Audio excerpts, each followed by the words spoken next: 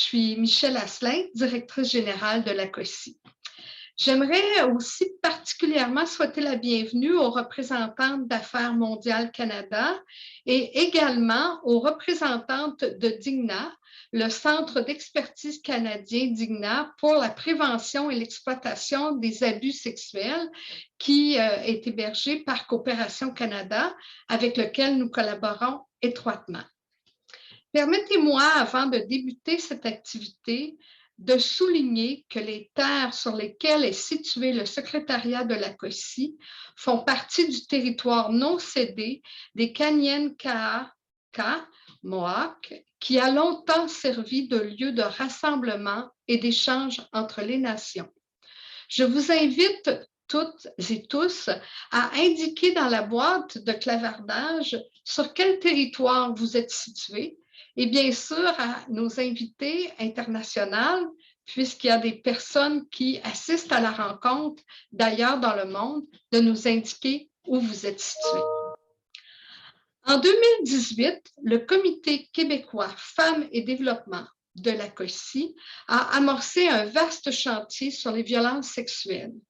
Cette démarche témoigne de la ferme volonté politique des membres de la COSI d'accroître leur capacité relativement à la prévention et à l'accompagnement des personnes ayant subi une forme de violence sexuelle, quelle qu'elle soit.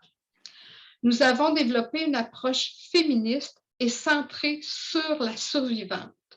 Nous avons produit une série de 5 fiches, la toute dernière sur le harcèlement sexuel, que nous allons vous présenter au cours de cette activité. Toutes ces fiches sont disponibles en français et en anglais sur notre site web et aussi sur le site web de DIGNA.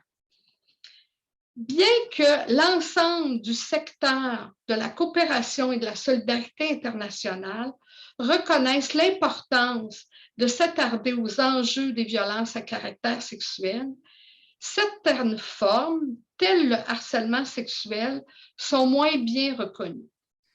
L'invisibilisation, un beau défi de traduction, du harcèlement sexuel limite les ressources dédiées à sa prévention et à l'accompagnement des personnes qui en sont victimes survivantes. Le comité violence sexuelle du CQFD souhaite mieux circonscrire l'enjeu du harcèlement sexuel dans le cadre plus global des violences à l'égard des femmes. Nous voulons contribuer à une meilleure prise en compte de cette forme de violence et ainsi contribuer au développement de bonnes pratiques et de mécanismes pour la prévenir. Cette table ronde va mettre en relief les différentes réalités et enjeux vécus par les organismes de coopération et de solidarité internationale et leurs partenaires d'Insud. Je donne maintenant la parole à ma collègue Mounia Chadi, chargée de programme Droits des femmes et égalité des genres et coordonnatrice du CQFD. Mounia, à toi la parole. Merci Michèle. Bonjour, bienvenue à toutes les personnes participantes et à toutes les conférencières autour de cette table ronde. Au Comité québécois Femmes et Développement, le CQFD de la COSI, et particulièrement au sous-comité sur les violences sexuelles qui a préparé cet événement, nous avons voulu que cette table ronde soit un moment de présence significative d'ONG des pays du Sud, partenaires de nos organismes de coopération internationale. Les ONG qui sont avec nous aujourd'hui viennent du Népal, de l'Équateur et de la Côte d'Ivoire. La liste des personnes participantes aujourd'hui confirme la présence d'OCI et d'organismes institutionnels. Alors, nous souhaitons mettre à profit cette présence pour une interaction entre ces différents actrices et acteurs dans le secteur du développement international autour de l'enjeu du harcèlement sexuel. Le CQFD de l'ACOSI organise cette table ronde sous forme de discussion pour 3 finalités. Première finalité, en finir avec la banalisation dont le harcèlement sexuel est objet dans la plupart des sociétés dans le monde. Deuxième finalité, faire avancer les savoirs autour de ce phénomène. Par exemple, aujourd'hui, nous ferons avancer les savoirs au sujet du harcèlement sexuel grâce à notre fiche synthèse qui va vous être présentée tout à l'heure, grâce à l'apport des ONG des pays du Sud présentes avec nous aujourd'hui, grâce aux discussions qu'on souhaite commencer aujourd'hui et qu'on souhaite poursuivre. Donc, grâce à tout cela, nous visons la finalité de faire avancer les savoirs autour du harcèlement sexuel. La troisième finalité est d'améliorer les politiques et les moyens en intégrant le harcèlement sexuel dans les financements des programmes de prévention et de lutte contre les violences sexuelles. C'est dans cet esprit-là que le CQFD parle de continuum, car on ne peut pas fragmenter le dossier complexe et relié des violences sexuelles. Les inconduites qu'il y a sont à prévenir et à contrer, quelle que soit leur forme et quels que soient les individus impliqués dans le secteur à l'intérieur des OCI, en rapport avec les ONG partenaires, en rapport avec les populations locales. Donc, tout en soutenant les efforts de nos partenaires institutionnels en matière d'éthique des OCI et de prévention contre les violences sexuelles, le CQFD de l'ACOSI souhaite qu'on évolue vers des politiques et vers des moyens d'action pour qu'au niveau de la prévention et au niveau de la réponse, le harcèlement sexuel soit ciblé tout en mettant au centre du processus l'accompagnement de la personne survivante. Je voudrais ajouter que ce n'est pas par hasard que ce soit Adriana Leitz qui anime la discussion autour de cette table ronde sur le harcèlement sexuel. Adriana est de profession avocate des droits de la personne sur le lieu de travail et facilitatrice dans les domaines de l'égalité des sexes, du harcèlement sexuel et de la prévention de la violence sexiste auprès d'OCI, d'ONG et d'organismes institutionnels. Donc, l'expertise d'Adriana sur le sujet sera aujourd'hui mise à profit pour qu'elle nous aide à évoluer au long de la discussion d'aujourd'hui vers des apports nouveaux en matière de réflexion et d'action pour prévenir et contrer le harcèlement sexuel dans notre secteur, le secteur de la coopération et de la solidarité internationale. Alors, je passe à toi la parole, Adriana. Merci. Merci beaucoup, Mounia, pour cette belle introduction. Merci à toutes et tous d'être ici aujourd'hui. Je vais faire quelques petits rappels techniques avant de nous lancer dans notre contenu. En 3 langues. Bon, cet événement est traduit simultanément dans 3 langues, anglais, français et espagnol. Vous pouvez choisir la langue de votre choix dans les panneaux, les petites planètes qui sont au bas du menu Zoom. Nous vous prions aussi d'utiliser les écouteurs si vous en avez et fermez vos micros pour faciliter notre audio. Merci. Bon, en español, este evento se traduce simultáneamente en 3 idiomas, inglés, francés y español. Puede elegir el idioma de su elección en los canales en la parte inferior del menú Zoom. Y les pedimos que usen audífonos y apaguen sus micrófonos para facilitar el audio. Gracias. And finally, in English, to let everybody know that this is an event that is simultaneously translated into 3 languages, English, French, and Spanish. And you can choose the language of your choice in the channels that are little planets. They look like at the bottom of the Zoom menu. And we ask you to please use headphones if you have them and turn off your microphones to facilitate our audio. Thank you. Et maintenant, on va commencer. Et moi, je vais animer cette conférence en français, mais vous choisissez la langue de votre choix dans la traduction. La COSI souligne l'importance de reconnaître le harcèlement sexuel comme une forme de violence à caractère sexuel dont la prévention doit être institutionnalisée et financée. Cela passe par une meilleure compréhension de la réalité complexe sur le terrain et les rôles et les responsabilités des acteurs et des actrices de la coopération et la solidarité internationale pour prévenir et contrer les cas de harcèlement sexuel. Pour mieux cerner cette réalité complexe y faire face, notre table ronde d'aujourd'hui se déroulera comme suit. Une présentation de l'analyse de la COSI à travers une fiche synthèse que vous présentera à Jade Saint-Georges de la chaire Bon enfant, femmes, savoir et société de l'Université Laval. Suite à cela, nous aurons 2 tours de discussion qui portent sur 2 axes avec nos panélistes. Le premier tour de discussion portera sur comment améliorer les politiques et les pratiques. Le premier axe va tourner sur les enjeux et les défis que présente le harcèlement sexuel. Et notre deuxième tour de discussion portera sur comment améliorer les politiques et les pratiques en prévention et réponse au harcèlement sexuel. Chaque panéliste aura 6 minutes pour répondre aux questions. Un son de la petite cloche sera donné à chaque panéliste quand il reste 1 minute pour conclure l'intervention. À la fin des interventions des panélistes, nous invitons participantes et participants d'intervenir et ou poser des questions à nos panélistes. Vous pouvez mettre vos questions dans le chat et mes collègues d'ACOSI prendront note pour la question-réponse section intervention. Merci.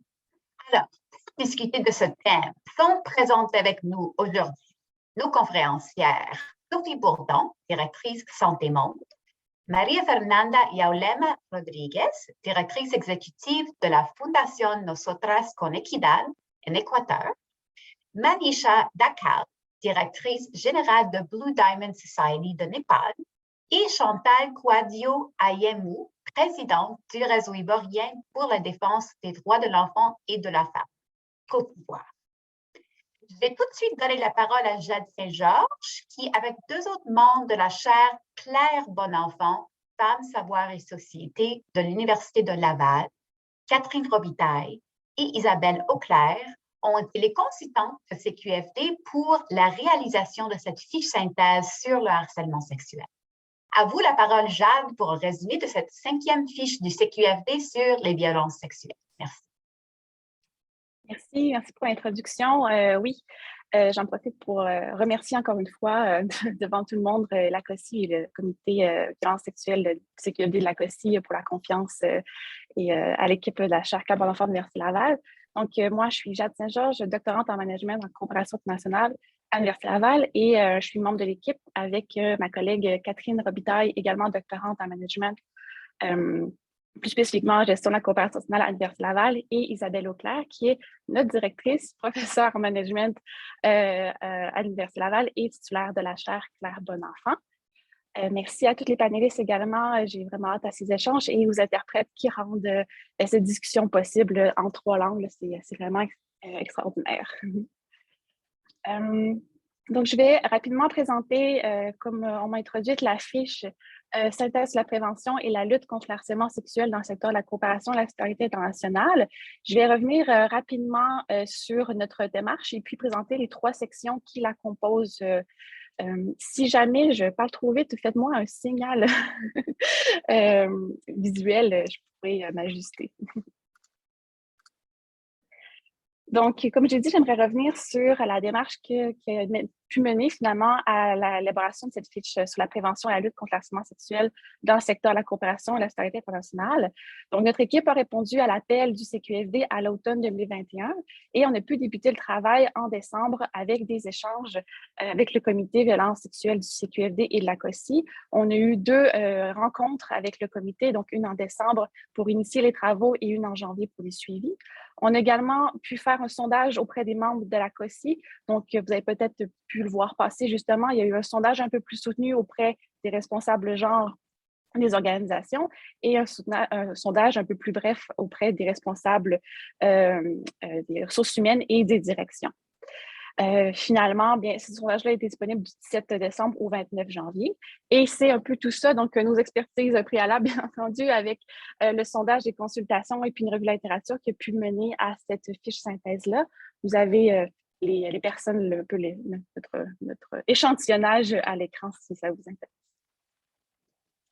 Donc, la fiche est composée de 3 sections. Pour la recontextualiser, bien, il faut rappeler qu'elle s'inscrit dans la stratégie du CQFD de la COSI en éthique des OCI et lutte contre les violences sexuelles. Elle est complémentaire, comme Mme Asselin l'a bien dit, aux autres fiches qui existent déjà sur les violences sexuelles à la COSI.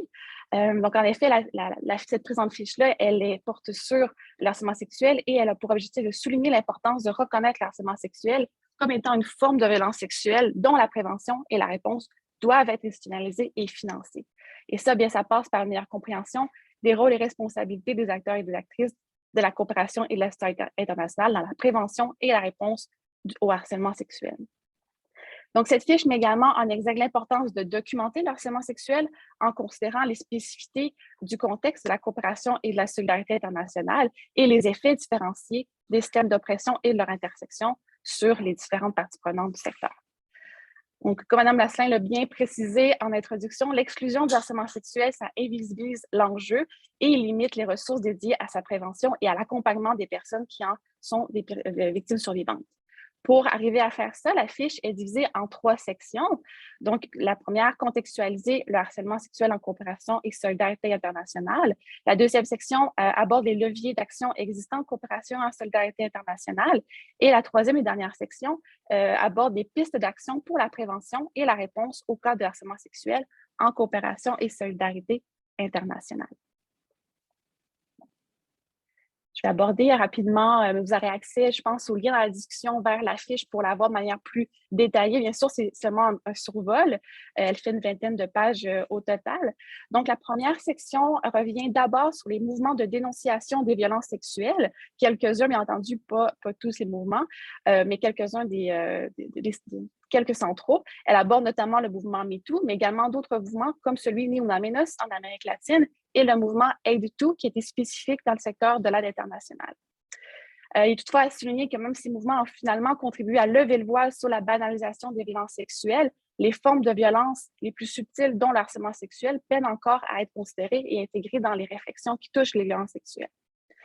Donc, la présente fiche vise donc à situer le harcèlement sexuel dans les violences sexuelles et il est nécessaire de développer une compréhension commune de ce en quoi ça consiste. Et donc, pour ce faire, la fiche revient sur quelques définitions qui sont généralement reconnues dans le secteur, mais en apportant également plus de précision et en voulant rendre cette compréhension-là plus inclusive en reconnaissant l'intersection des systèmes d'oppression qui placent certaines personnes plus vulnérables face aux violences sexuelles, dont le harcèlement sexuel. Donc, la fiche vise, donc, elle appelle à reconnaître une définition qui est inclusive du harcèlement sexuel en adoptant une analyse féministe intersectionnelle de l'enjeu et en le replaçant dans le spectre plus large des violences sexuelles. La fiche documente ensuite le harcèlement sexuel le plus possible en contexte de coopération internationale et solidarité internationale, mais en soulignant, et c'est le constat qu'on apporte à faire dans la fiche finalement, c'est qu'il y a une forte sous-documentation de l'enjeu spécifique du harcèlement sexuel dans le secteur, et ce, autant pour les travailleurs et travailleuses que pour les partenaires et les personnes qui travaillent, qui sont participantes au projet. Donc, la deuxième section, donc en raison de cette documentation-là, dans le domaine de la coopération et de la solidarité internationale, on est allé s'inspirer de recherches dans d'autres milieux et on a constaté que les stratégies sont essentiellement individuelles. Et bien qu'il y a quand même quelques leviers organisationnels, ils doivent être complétés. Et ce n'est pas parce qu'il y a ces leviers-là qu'ils existent, en fait, qui sont connus, utilisés ou qui sont mis en application.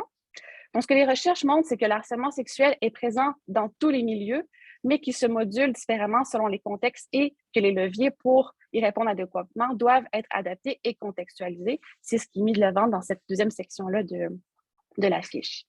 Donc, plus précisément, dans le milieu de la coopération internationale, il y a tout de même quelques leviers existants auxquels la fiche essaie de faire un petit survol. Elles sont divisées en 2 sections, donc les leviers qui sont plus de l'ordre politique, législatif et d'autres leviers plutôt de l'ordre organisationnel.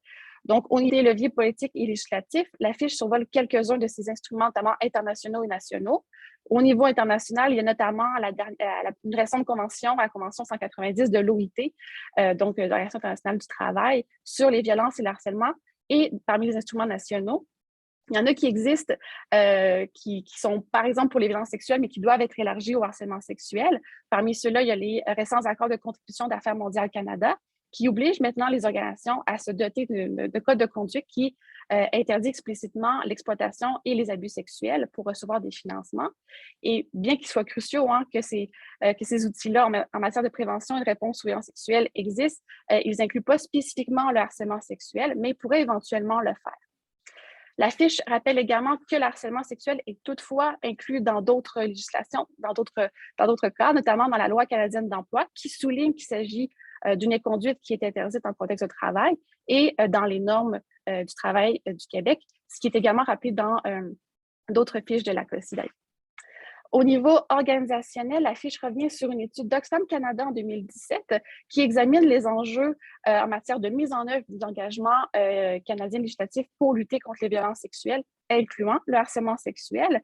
Donc, il y a 5 grandes raisons qui sont expliquées par l'étude et qui sont nommées également dans la fiche. Donc, je vous invite à aller consulter la fiche à la page 9 si vous voulez plus de détails en ce sens.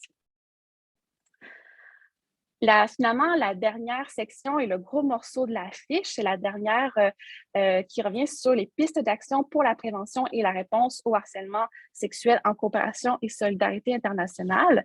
D'abord, soulignons que en fonction de ce qui a été énoncé, il apparaît nécessaire, bien entendu, que la compréhension une compréhension commune du harcèlement sexuel et que le harcèlement sexuel soit davantage pris en considération dans les politiques des bailleurs de fonds et dans les politiques publiques canadiennes.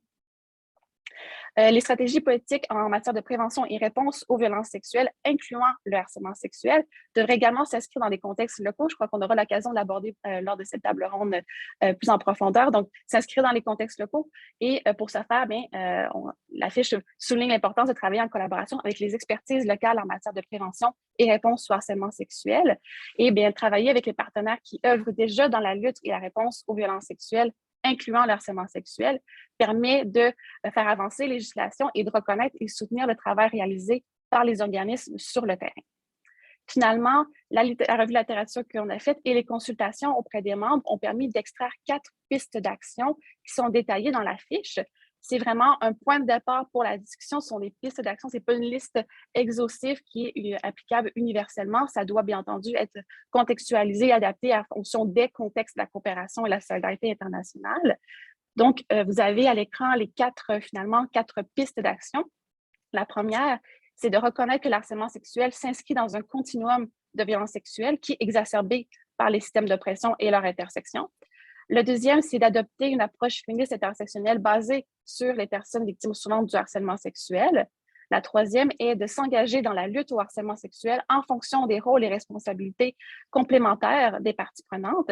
Et finalement, la dernière proposition, c'est d'octroyer les ressources pour assurer la mise en œuvre des pratiques transformatrices pour lutter contre le harcèlement sexuel. Il vous reste 1 minute, Jade. Bien, ça sera pour conclure. Super, je suis dans le temps. Donc, voilà, ça fait le tour, en fait, du sommaire que j'avais à faire de la fiche. Vous l'avez, je crois, dans la discussion. Puis je remercie encore pour la confiance et l'espace.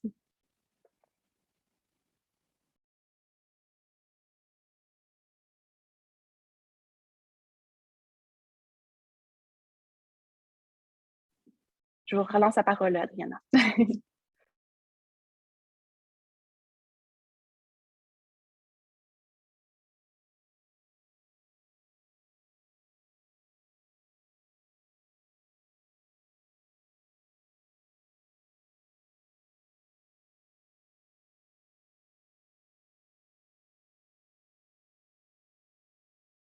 Bonjour. Est-ce que vous êtes fini? Pardon, j'avais eu un problème technique. Oui, c'est beau, la présentation est complétée. OK, merci. Merci beaucoup, Jade. Merci. J'avais un problème de connexion. Bon, merci beaucoup. Bon, à travers de cette fiche synthèse qui vient d'être présentée, on voit que l'analyse de la COSI approche le problème du harcèlement sexuel sous 2 angles importants. Le premier angle est le continuum des violences basées sur le genre, ce qui permet de documenter les différents actes violents, y compris ceux qui, comme le harcèlement sexuel, sont souvent banalisés. Le deuxième angle est la prise en compte des rapports de pouvoir qui caractérisent le contexte de la coopération internationale. Dans l'esprit de cette analyse, la banalisation du harcèlement sexuel le rend encore plus difficile à combattre. Sur la base de l'expérience terrain de nos panélistes et leurs réflexions sur les codes de conduite et les violences sexuelles dans le secteur de la coopération internationale, nous souhaitons connaître quels sont les enjeux et défis relatifs à la prévention et à la réponse-intervention en matière de harcèlement sexuel lors de la mise en œuvre de projets. Alors, je commence donc l'axe 1 de cette discussion qui porte sur les enjeux et les défis que présente le harcèlement sexuel. Alors, je m'adresse en premier à Madame Chantal Kouadio-Ayemou, présidente du réseau ivoirien pour la défense des droits de l'enfant et de la femme en Côte d'Ivoire. Bonjour, Madame Ayemou. Sur la base de l'expérience du réseau... Bonjour, Chantal. Sur la base de l'expérience du réseau de défense des droits de l'enfant et de la femme dont vous êtes la présidente en Côte d'Ivoire, en quoi les spécificités socio-culturelles dans votre pays présentent des défis et des complications dans la prévention, réponse, intervention contre le harcèlement sexuel, particulièrement dans les milieux de travail? C'est à vous, Madame Ayemou. Merci à Adriana, merci. Okay. Merci Adriana, merci à l'ACOSI pour cette initiative. Il faut dire que le RIDEF, depuis quelques années, travaille sur les questions de violence sexuelle et spécifiquement sur la question du harcèlement sexuel en milieu professionnel. Et donc, en 2020, nous avons mené une enquête dans le milieu professionnel pour documenter un peu le phénomène du harcèlement sexuel en milieu professionnel. Et donc, les résultats de cette enquête ont montré que sur l'ensemble, on va dire, des travailleurs et des travailleuses, 33% des personnes ont déclaré être victimes de harcèlement sexuel. Et sur la population de femmes qui travaillent, 41% des femmes ont attesté être victimes contre 24% d'hommes. Donc, cela veut dire que le phénomène existe bel et bien en milieu de travail et qu'il est nécessaire de pouvoir prendre en compte cette problématique et adresser cette problématique de façon convenable. À la question de savoir quelle a été l'attitude des victimes, nous avons constaté que moins de 1% des personnes victimes de harcèlement sexuel en milieu de travail a porté plainte, a eu l'audace de porter plainte à la police. Et environ 4%, 3,63% des personnes victimes de harcèlement sexuel a pu dénoncer l'auteur. Vous voyez ce faible taux de réaction des victimes de harcèlement sexuel, quand bien même que le phénomène existe avec une grande ampleur en milieu de travail. Donc, ce faible taux s'explique par plusieurs éléments. L'un des facteurs que nous avons pu identifier à travers le rapport, c'est la peur de représailles. La peur de représailles. Nous sommes sans ignorer que la plupart des femmes ou même des hommes qui travaillent, leur essentiel de ressources de leur famille. Donc, dénoncer un auteur qui de surcroît est le supérieur hiérarchique, ça aussi le rapport l'a démontré. La plupart des auteurs de harcèlement sexuel en milieu de travail, ce sont les patrons, même s'il existe d'autres types de personnes, mais c'est en faible proportion. Et donc, la peur de représailles. Un autre élément, c'est que les quelques personnes qui ont eu, on va dire, l'audace de porter la plainte, qui ont eu tout le courage de porter plainte à la police, n'ont pas vu leur requête aboutir.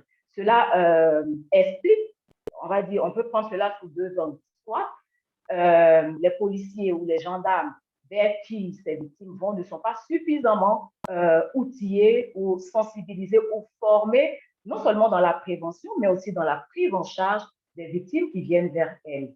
Un autre élément, c'est que la loi même sur le harcèlement sexuel, on n'a pas de loi spécifique sur le harcèlement sexuel.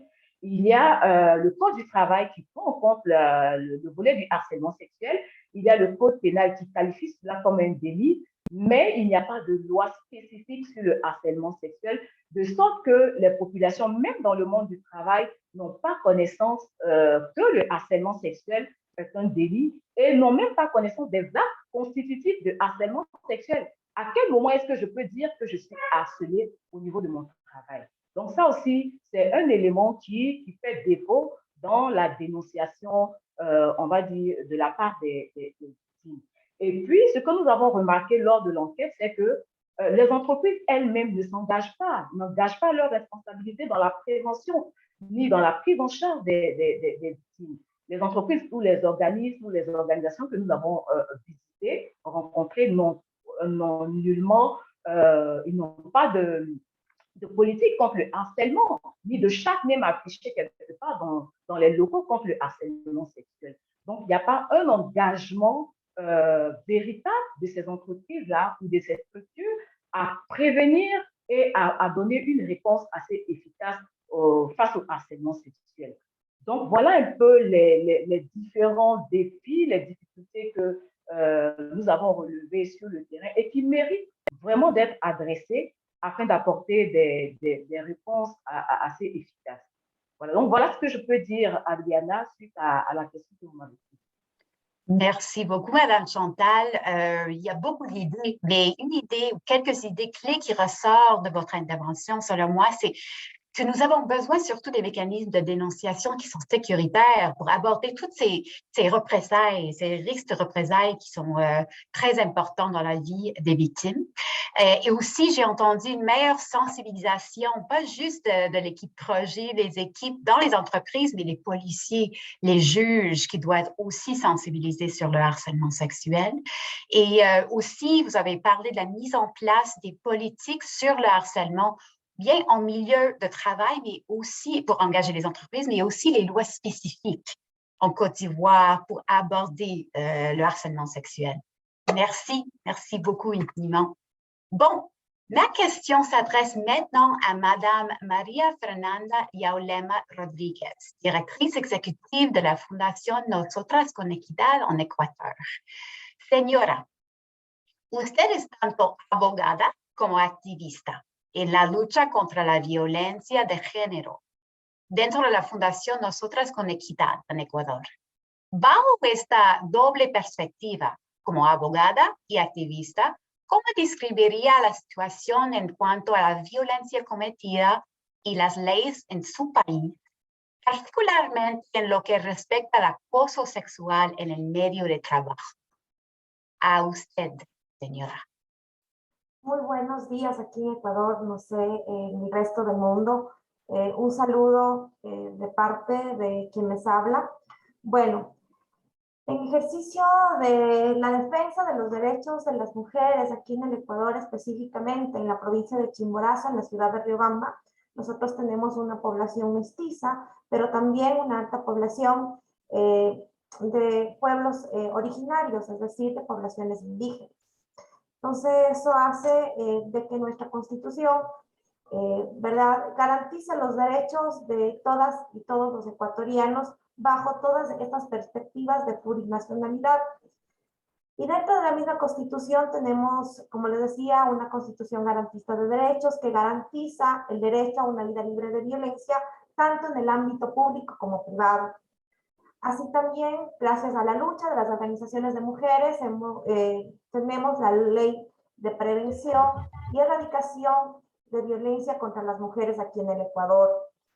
Existen ordenanzas, específicamente aquí en Riobamba hay una ordenanza en donde se puede decir que de cierta manera se protege a las mujeres en nuestro cantón. Sin embargo, la pregunta sería si es suficiente estas leyes, estas normativas para poder proteger a las mujeres del acoso sexual, de la violencia sexual. Lastimosamente, no es suficiente, porque si esa normativa no aterriza en las realidades de las mujeres del campo y de la ciudad, no se va a poder ejecutar. Y si no hay presupuestos, tampoco. Es decir, si no hay una política pública aceptada, no podemos ni prevenir ni atender a las sobrevivientes de la violencia, en este caso de acoso sexual. De la experiencia de la Fundación Nosotras con Equidad, les puedo decir que hemos tenido casos de acoso sexual en el ámbito laboral, pero para que ustedes puedan tener una imaginación de cuál es la violencia contra la mujer en el Ecuador, a corte de noviembre del 2021, del 2021, la Fiscalía General del Estado nos daba un indicador que 42 denuncias diarias ingresaban a la Fiscalía por casos de violencia sexual, entre ellos el acoso sexual. Para las mujeres de mi país es muy difícil denunciar.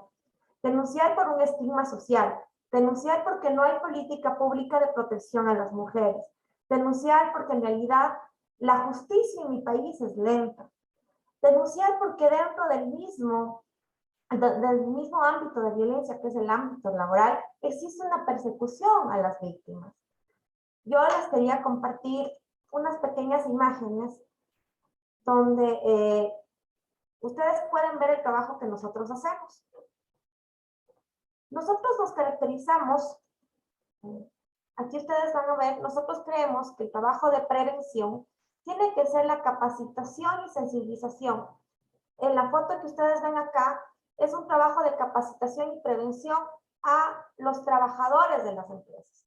Muchas de las empresas, instituciones públicas y privadas en el país no tienen códigos de convivencia, no tienen código de prevención y atención en casos de acoso sexuales o de violencia sexual. Eso no existe, ¿no? Entonces, por eso te decía, de que sirve la ley, les decía, sí, no aterrizamos en las realidades de las mujeres que trabajan en estas empresas. Una forma de prevenir es la capacitación en estas empresas. Y también la capacitación en el ámbito escolar que le hemos hecho, porque creemos que hay que capacitar desde la niñez para cambiar estos patrones socioculturales machistas, ¿verdad? Y poder aterrizar también cuando ellos sean grandes, puedan tener otra situación de vida, otra mirada de vida, que no sea la machista, ¿no? Este caso que les voy a presentar aquí es un caso de violencia sexual dentro del ámbito familiar, pero dentro del ámbito laboral. Es el caso de Gaby, es un caso en donde las organizaciones nos unimos, ¿verdad? Apoyando a Gaby y la fundación patrocinó este caso. Y ustedes pueden ver aquí que mediante redes sociales, las organizaciones sociales de mi ciudad y del país, alentamos a Gaby para que siga con la denuncia y poder tener una sentencia condenatoria para su agresor. Para Gabriela fue muy difícil porque... Permiso, María, el audio, perdón, para decir que el audio no está muy bien para la traducción. Si por favor puede hablar un poco más cerca del micrófono. Ok, gracias. Ya. Como les decía, este caso que nosotros tuvimos en la fundación y que patrocinamos, que es un caso de acoso sexual dentro del ámbito laboral, Gabriela no pudo denunciar fácilmente. Y luego que denunció, el agresor le interpuso otras denuncias, ¿verdad? Porque él tenía poder económico aquí en la ciudad y tenía una relación de poder dentro de su misma empresa, era el dueño de la empresa, ¿verdad? Pudimos, gracias a esa lucha que ustedes pueden ver aquí en los juzgados de nuestro cantón, en donde ustedes ven la frase que dice, en sus manos está frenar el acoso, y también hacer plantones. Ustedes van a ver aquí una frase que dice justicia para Gaby, víctima de empresario acosador, porque el dueño de estas empresas, ¿verdad? Su jefe era la persona que le estaba acosando. En razón de eso, les puedo decir que la situación de las mujeres en mi país es alarmante, porque a pesar de que existen normas, existen leyes, hay una carestía de política pública para atender a las mujeres que son víctimas de violencia. Es por eso que es muy importante que especifiquemos el tema, porque si no especificamos el tema, si no lo tratamos con especificidad, muchas mujeres no son atendidas, muchas mujeres no pueden acceder a la justicia y no pueden también escuchar su voz. Imagínense esto en una mujer rural. Creo que, no sé si me falta tiempo, pero lo que les puedo decir, queridas compañeras y compañeros que estamos aquí y que defendemos la lucha de las mujeres, es que no solo faltan normativas, sino también falta política pública en nuestros países. Y esa política pública tiene que aterrizar en las realidades de estas mujeres. Deben ser hechas con la voz de estas mujeres, escuchadas las voces de las mujeres del campo, de la ciudad, en donde nosotros podamos tener estos códigos de convivencia en las empresas, pero basadas en las realidades que ellas viven día a día en estas empresas, en estas instituciones públicas y privadas, porque el acoso también se da en instituciones del Estado. Eso les puedo compartir del trabajo que hacemos aquí en la Fundación Nosotras con Equidad. Muchas gracias. Gracias, señora. Il y a beaucoup d'idées qui ont ressorti, mais les idées clés qui ont pardon, moi j'avais l'interprétation qui était en espagnol. Bon, des idées clés qui ressortaient de votre intervention. Vous avez dit que les lois doivent être plus mises en œuvre, être réelles dans la vie des victimes survivantes, qui ne sont pas suffisantes maintenant, ils n'ont pas mis en œuvre. Il y a très peu, comme a souligné Mme Chantal, il y a très peu qui décident de dénoncer le harcèlement sexuel au travail à cause, comme vous avez dit, des représailles au niveau de l'emploi. Il y a des inéquités de pouvoir dans les relations, dans les milieux de travail. Et aussi, vous avez parlé d'un système judiciaire qui a encore des préjugés sexistes qui existent et c'est lent, le processus. C'est primordial de ce que j'ai entendu que la prise en charge en cas de harcèlement, les procédures soient plus sécurisées et sûres pour les victimes, pour qu'ils peuvent être sécures, être sûrs de pouvoir dénoncer. Aussi, comme a dit Mme Chantal, on a besoin aussi de la sensibilisation. Vous avez parlé de votre travail au niveau de la sensibilisation des travailleurs, mais aussi les juges pour aborder les préjugés sexistes, pour aborder les problèmes dans le système judiciaire qui préviennent la dénonciation, qui sont des barrières de la dénonciation. Merci, señora. Gracias, señora. Bon, je vais aussi m'adresser maintenant à Sophie Bourdon, la directrice de l'innovation et de l'expertise à Santé Monde. Bonjour, Sophie. Bonjour, Adriana. Bonjour. Vous êtes responsable dans une OCI au Canada qui s'intéresse particulièrement aux programmes dans le secteur de la santé, mais en même temps, vous aviez une longue expérience de travail sur le terrain dans plusieurs pays africains. Alors, sur la base de cette expertise terrain, comment voyez-vous la banalisation du harcèlement sexuel et le manque de son articulation avec la problématique de la santé mentale? Merci, Adriana. Puis je veux profiter de l'occasion aussi pour souligner que c'est un grand privilège, autant pour Santé Monde que je représente que pour moi au plan personnel, de pouvoir contribuer à un panel avec des femmes d'exception, autant québécoises que du Népal, de la Côte d'Ivoire, de l'Équateur. Je trouve que c'est une opportunité extraordinaire que l'on vit, qu'on partage ensemble, puis je souhaite le nommer parce qu'un des premiers sujets que je vais aborder, c'est celui du collectif et de l'importance de se mettre ensemble pour adresser un enjeu aussi grave et important que celui du harcèlement sexuel. Et je tiens à souligner qu'on doit beaucoup à ces femmes à travers le monde qui contribuent à ce qu'on soit toutes et tous plus en sécurité dans notre vivre ensemble. Donc, concernant le collectif, un des aspects que je souhaitais aborder ce matin, c'est mettre en lumière le fait que la banalisation du harcèlement sexuel nous provient probablement d'une vision qui n'est pas holistique de la santé. On a tendance à croire que la santé, c'est l'absence de maladie, alors que ce n'est pas que ça. Et dans une perspective intersectionnelle féministe, quand on perçoit, on appréhende la santé de manière holistique, bien, on comprend rapidement que la santé physique, c'est aussi la santé mentale. Et trop souvent encore, on aborde les enjeux de harcèlement sexuel comme étant de nature sexuelle, physique, alors que la sexualité, c'est beaucoup plus grand que ça. Et on ne peut pas intervenir sur des enjeux aussi importants qui concernent l'entièreté de notre personne uniquement en s'intéressant au vécu physique d'une survivante ou d'un survivant. Et ça, je pense que c'est un des éléments importants à nommer ce matin. Encore souvent, je nous inviterai à faire attention à ça dans notre documentation, autant au niveau international que national, dans nos organisations de coopération internationale, dans nos directives. Il est important, je pense, de nous repréciser ensemble ces aspects-là. Un des éléments que je voulais également mettre en lumière, puis je trouvais très inspirant d'entendre mes prédécesseurs sur cette question-là, c'est la question de la prévention. Parce que bien souvent, et je pense que c'est tout à fait normal, hein, quand on est vis-à-vis des situations qui nous bouleversent, on est davantage dans la réaction plutôt que dans la prévention. Mais pour revenir sur cet enjeu de prise en charge holistique et de conception holistique de la santé, la prévention est éminemment importante et on doit prévenir le harcèlement sexuel pour ne pas avoir à y réagir. Je pense qu'on rêve tous et toutes de vivre dans un monde où il n'y aurait pas de harcèlement sexuel, mais c'est un vrai travail que de le prévenir. Et je reviens sur la notion de banalisation. Ne banalisons pas le travail de prévention. Il ne s'agit pas d'informer, mais il faut nommer.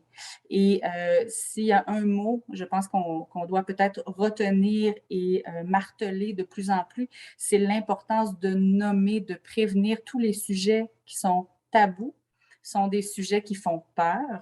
Et plus il y aura de tabous autour du harcèlement sexuel et plus on en aura peur et peut-être que moins on sera en mesure de bien le prévenir.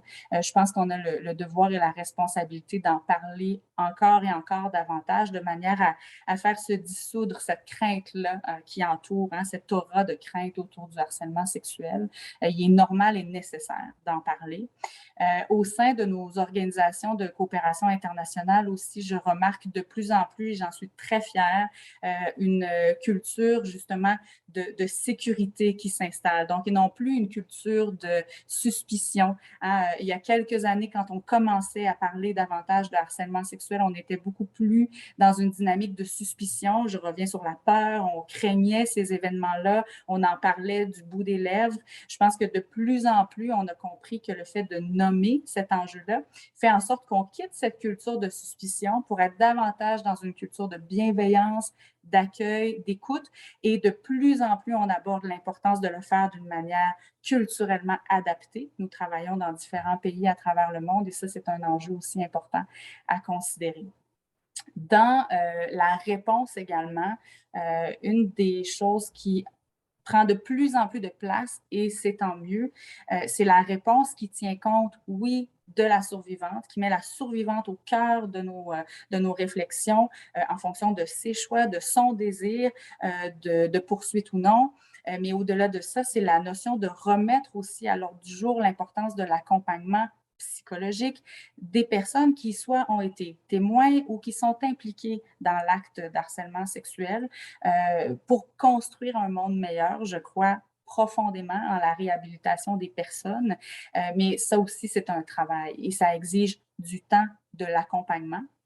Et j'attire notre attention sur le fait que les organisations de coopération internationale ne sont pas, pour la majeure partie d'entre nous, des spécialistes de l'accompagnement des personnes de harcèlement sexuel. Et donc, c'est important d'être bien outillé auprès des bonnes. Donc voilà, je m'arrêterai ici, Adriana, même si j'en aurais encore long à dire sur les différents défis, mais peut-être qu'on pourrait l'aborder lors des questions tout à l'heure. Parce qu'il reste encore le défi du lieu de travail, qui est fort important. La coopération internationale, notre lieu de travail, c'est l'international. Et il y a un beau défi là à circonscrire notre lieu de travail. Merci, Sophie. Oui, justement, on va avoir le temps pour la discussion aussi. Et on peut aborder un peu plus le sujet. Merci beaucoup, Sophie. Mais j'ai entendu comme il y a vraiment des liens entre les trois panélistes. Déjà, on parle de la prévention. Vous avez souligné la prévention. On doit prioriser la prévention et non la réaction. On doit prévenir, j'ai écrit, on doit prévenir le harcèlement sexuel pour ne pas devoir réagir dans le monde idéal. Alors, moi, j'ai entendu, ne banalisons pas le travail de prévention en soi. Il faut nommer les sujets qui sont tabous, comme vous avez dit, pour éliminer la culture de suspicion, de peur dont vous avez parlé, et établir plus une culture, j'aime bien ça, une culture de sécurité et non une culture de suspicion pour vraiment aborder la prévention. Et aussi, vous avez souligné la notion de l'importance de soutien de tous les acteurs et les actrices qui sont impliqués dans le harcèlement sexuel pour bâtir bien cette culture de sécurité et rétablissement. Et c'est comme une mode de prévention en soi aussi de pouvoir impliquer le bien-être de tous les acteurs. parce que tous les acteurs sont importants, ils sont impliqués, ils sont acteurs de changement, aussi, actrices de changement. Merci, Sophie. Alors, on va maintenant aborder la question, on va adresser à Manisha Dhakal, directrice générale de Blue Diamond Society en Népal. Hello, Manisha. We're going to direct our question to you now.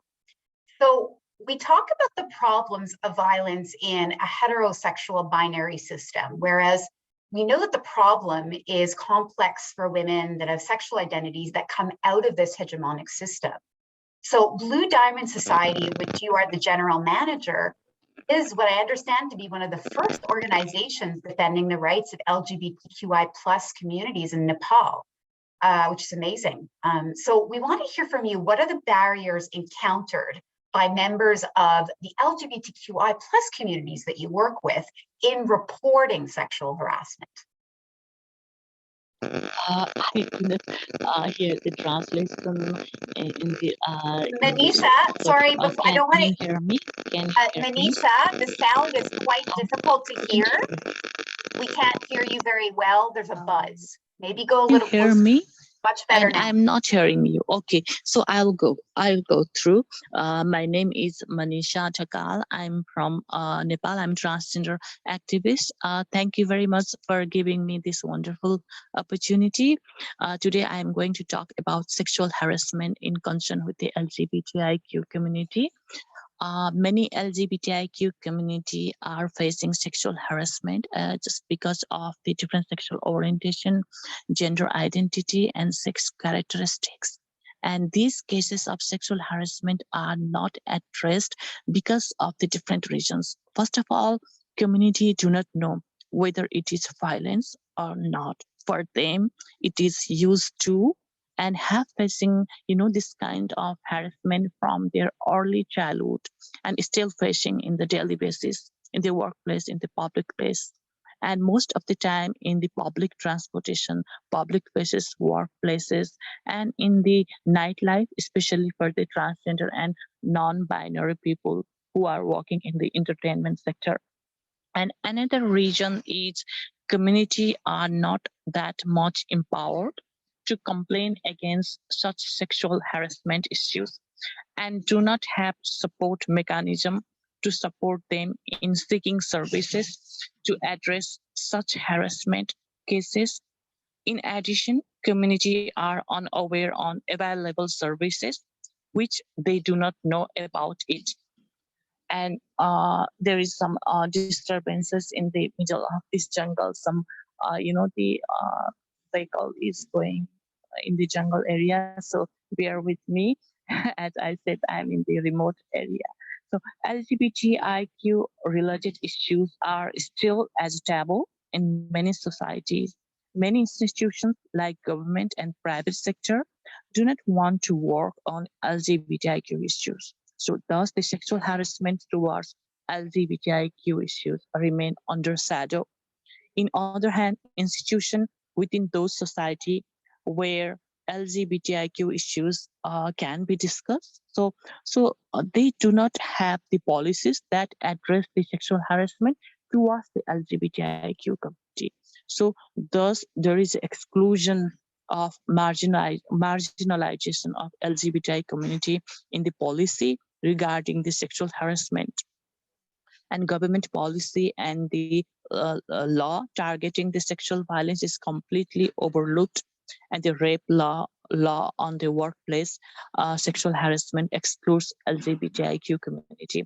So, and in other hand, the investigation procedure, as I'm talking, example of Nepal, the National Human Rights Commission, regarding the investigation procedure in any harassment and violence cases is very lengthy, and the process it's a very lengthy process, and the several issues like the confidentiality, safety, and security issues are also the concern towards the LGBTIQ community. So I consider lack of information on LGBTIQ issues, taboo related towards the different sexual orientation, gender identity, expression, and sex characteristics, exclusion in the policy, institutionalization of the policy in the different sector, and lack of capacity of community to complain, and lack of available services also, and the lengthy investigation process are some issues or challenges. And there is a very minimum resource, and the study is another part, as we do not have much more information on the issues, what happening in the issues of sexual harassment against LGBTIQ communities. So there is a lack of information and data, so that it is very difficult to discuss, too difficult to formulate any kind of the policies and laws. So these are the some issues that I presented here regarding the LGBTI community. Thank you very much. Thank you, Manisha. Merci beaucoup, Manisha. Il y a surtout des idées clés qui commencent à ressortir de plusieurs panélistes, des thèmes, des thématiques. Par exemple, Manisha vous avez parlé de manque de processus sécuritaires pour pouvoir dénoncer. Et il manque de services disponibles pour pouvoir dénoncer, pour les personnes qui peuvent dénoncer, et un long processus d'enquête qu'on a entendu parler des autres panélistes. Mais aussi, il y a des défis additionnels pour les membres de la communauté LGBTQI que vous avez nommés. Par exemple, il manque d'informations sur les problèmes LGBTQI et les tabous liés à l'orientation sexuelle différente, l'identité et l'expression de genre. Et aussi, vous avez nommé une exclusion des questions LGBTQI+, dans les politiques des entreprises, mais aussi dans les lois sur les violences sexuelles au Népal. Alors, ça, c'est important comme défi que vous avez soulevé, qui touche sûrement la communauté LGBTQI+. Et vous avez aussi parlé de la manque de connaissances et capacités de la communauté elle-même à identifier les cas de harcèlement sexuel parce que c'est souvent banalisé et normalisé dans leur vie chaque jour. Et aussi les manques de capacité de pouvoir se plaindre. Alors, merci beaucoup, Manisha, pour votre intervention. Et puis, on va maintenant passer à l'axe 2 de notre discussion, parce qu'on a parlé surtout des défis, on a parlé des enjeux, et maintenant, je veux entendre de vous un peu de vos suggestions à propos les améliorations possibles pour les politiques et les pratiques concernant le harcèlement sexuel. Alors, mesdames, à partir de vos expériences et expertises, quelles sont les pistes et les moyens pour améliorer les politiques et opérationnaliser de bonnes pratiques en matière de prévention, réponse et lutte contre le harcèlement sexuel, intégrant une approche centrée sur les personnes victimes survivantes? Et maintenant, on va commencer avec vous, Manisha Dakal. Manisha, we're going to start with you for the second question, where we're talking about good practices to be able of prevention and response to sexual harassment that you want to suggest to us. Thank you very much. First of all, we have to empower our community regarding making them capable to complain against the sexual harassment. And in addition, we have to empower them to know the human rights principle mechanism. What are the mechanisms available in the country at the UN level also, and the procedure to complain, and existing laws and practices, which laws and practices exist in the different countries and in their specific country. And in other hand, we have to work collaboratively to increase knowledge on LGBTIQ issues in diversity to the concerned stakeholders. And while we are talking about the inclusion, we have to review our existing organization policies, whether or not it includes the LGBTIQ component regarding the sexual harassment policy and other non-binary, non-discriminatory policy. And while we are talking about the sexual harassment, most of the time it talks about the sexual harassment against women also. We need to talk about the women, the different diversity different, the diversity aspect is also important. And another way is for continuous advocacy, which help to reform the laws and policy regarding the address of LGBTIQ issues in the sexual harassment policies. And we, an organization working on LGBTIQ rights and other civil society organizations, need to work collaboratively for this advocacy purpose. In other hand, National Human Rights Commission have to make its investigation process accessible and not lengthy one. And saying all these recommendations, we have to set up support system for the survivor from the sexual harassment. For example, safe home, medical and legal support. Recently, Blue Diamond Society has established safe home for the LGBTIQ community who are victims of such different violences in 9 districts of Nepal. We request different supporters and donors for the well-equipped and comprehensive services of this safe house. We name it Samman Griha, which means the respect home. And the public awareness is always important. Public awareness program is necessary to change the mindset of the people and to target those community people who are not, the reach from our organization. So lastly, I request institution to review its workplace policy and policy related to the sexual harassment, which should not exclude marginalized sexuality, gender, and sex characteristics. Thank you very much. Thank you so much, Manisha, for all that, all the suggestions. Il y a des idées clés qui ressortent un peu de l'intervention de Manisha. J'ai entendu parler encore de la capacitation et la sensibilisation qui a besoin de la communauté LGBTQI sur leurs droits, sur les mécanismes de plainte, les lois et les pratiques qui sont existantes et les recours qui sont existants. Il faut aussi accroître les connaissances des parties prenantes et le public sur les questions LGBTQI pour aborder les tabous. Et aussi, elle a parlé de revoir les politiques organisationnelles et aussi les lois publiques et les politiques publiques sur les violences et les harcèlements sexuels pour qu'elles prennent en compte les problèmes et la réalité des communautés LGBTQI+. Et aussi, Manisha a soulevé l'importance des mécanismes de support pour les survivantes qui sont accessibles aux survivantes victimes LGBTQI+. Elle a parlé du fait que Blue Diamond Society a organisé des safe homes, des zones ou des maisons de respect, de sécurité pour les survivantes de violences sexuelles des membres de la communauté LGBTQI. Et on a besoin de plus, selon Manisha. Merci, Manisha. Bon, Sophie, on tourne à vous. Alors, on va parler aussi de la question de vos suggestions pour les meilleures politiques et pratiques sur le harcèlement sexuel. Vos suggestions. À vous, Sophie.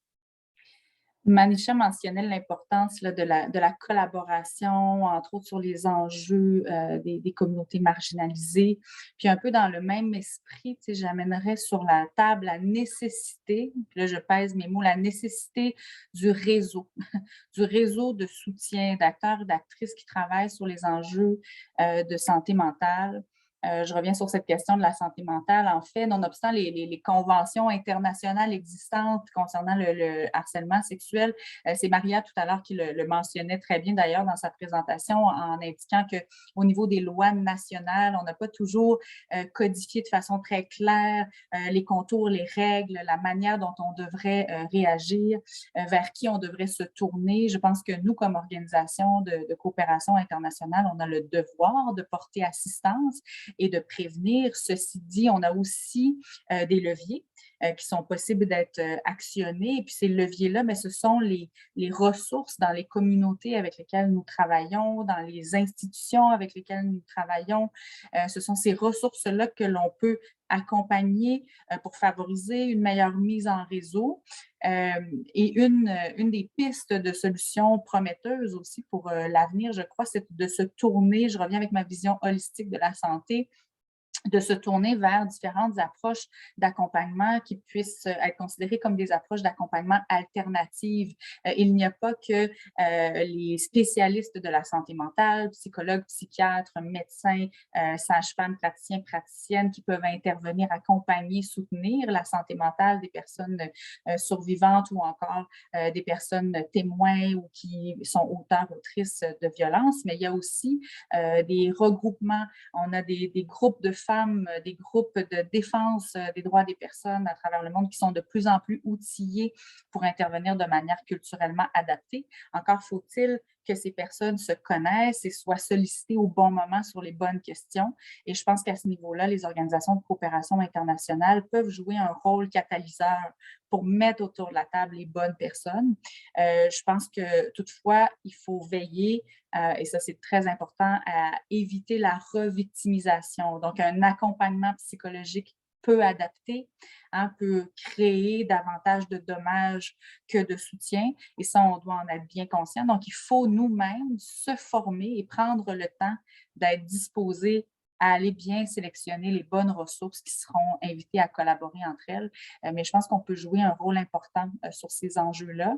Et puis, on a de belles histoires de succès, et je ne nommerai que celle-là ce matin, mais il y en aurait d'autres. Une belle histoire de succès du côté du Bénin dans l'un de nos projets, notamment qui s'appelle Passerelle, puis qui permet de créer des tables de concertation au sein des communautés où toutes les personnes impliquées dans un processus de prévention ou de réponse aux violences sexuelles sont appelées à mieux se connaître, à se rencontrer sur une base ponctuelle et à pouvoir se relancer la balle pour offrir un continuum d'accompagnement et non pas qu'un accompagnement unique, mais une kyrielle de services adaptés aux personnes qui sont survivantes de violences sexuelles. Donc, je pense que c'est une belle petite victoire parmi bien d'autres victoires à venir aussi. Merci Sophie aussi pour nous partager un peu le succès de Passerelle. J'ai entendu parler beaucoup de la nécessité d'un réseau de soutien, une communauté, de parler aussi d'une vision holistique de la santé qui est pas la santé physique est reliée à la santé mentale. Pas juste banaliser les impacts de la santé mentale, c'est très important de voir de manière holistique. Et c'est pas juste les médecins, comme vous avez dit, qui peuvent aborder les impacts de harcèlement sexuel, c'est nous-mêmes. Et vous avez parlé aussi des communautés, il y a beaucoup de réseaux, des regroupements de femmes, des communautés avec qui nous travaillons. Ces réseaux peuvent nous aider dans la collaboration pour mieux soutenir les victimes survivantes. Aussi, vous avez souligné l'importance d'éviter la revictimisation, qui est important dans l'accompagnement. Et ce que j'adore, c'est votre exemple d'une pratique positive de Santé Monde. Ça s'appelle Passerelle, je pense, le programme de Santé Monde, où vous travaillez sur un continuum, vous offrez un continuum d'accompagnement. Et j'aime bien de parler d'un continuum d'accompagnement au lieu de comme les accompagnements qui sont séparés, physique, mental, etc. Merci beaucoup, Sophie. On passe la question maintenant à Señora María Fernanda Yaulema Rodríguez. Señora, vamos a hablar un poco de sus sugerencias por mejores prácticas por el acoso sexual, sus sugerencias a nosotras. Bueno, yo creo que lo primero es visibilizar el problema, ¿no? ¿Cómo es visibilizar? Sabemos que existe el acoso sexual, sabemos que hay víctimas del acoso sexual y lo primero son tener herramientas para visibilizar el problema. Son estudios específicos del problema en territorio, por ejemplo, mujeres que van a sus trabajos y que son acosadas sexualmente en el transporte público. Y no tenemos datos específicos, solo tenemos esas voces que se deciden a denunciar y nuestros países no tienen un índice como para empezar, ¿verdad?, a tratar la especificidad del problema. Luego viene esta revisión de la norma de las leyes que están en nuestro país, ¿verdad? Si bien nosotros tenemos ya una normativa en los países, pero si esta en realidad no se implementa en la vida de las mujeres que son acosadas en el ámbito laboral, por ejemplo, no sirve de nada. Entonces creo que ahí también tenemos que revisar, tenemos que también implementar y ver la mirada a también a prevenir, pero de eso necesitamos el apoyo de diversos factores, ¿no? De las autoridades en territorio, de líderes y lideresas en territorio, donde nosotros podamos tener códigos de conducta, tanto en empresas privadas como también en la empresa pública. Es decir, no solo mirar el sistema de atención, y yo también comparto en atender a los sobrevivientes de violencia en el sistema de salud, por ejemplo, en un tratamiento psicológico. Nosotros, a través del Centro de Atención Integral, lo hacemos a las víctimas. Pero no solo basta con eso, y no solo basta con el acompañamiento, basta también con un sistema en donde las víctimas puedan tener, puedan sentirse seguras, tanto en el momento de denunciar en sus lugares de trabajo, como también de denunciar ante la justicia, ante la fiscalía, ante estas instituciones que imparten justicia en nuestros territorios. Pero también va más allá, cómo restaurar el derecho ya vulnerado de las sobrevivientes de violencia, en este caso del acoso sexual.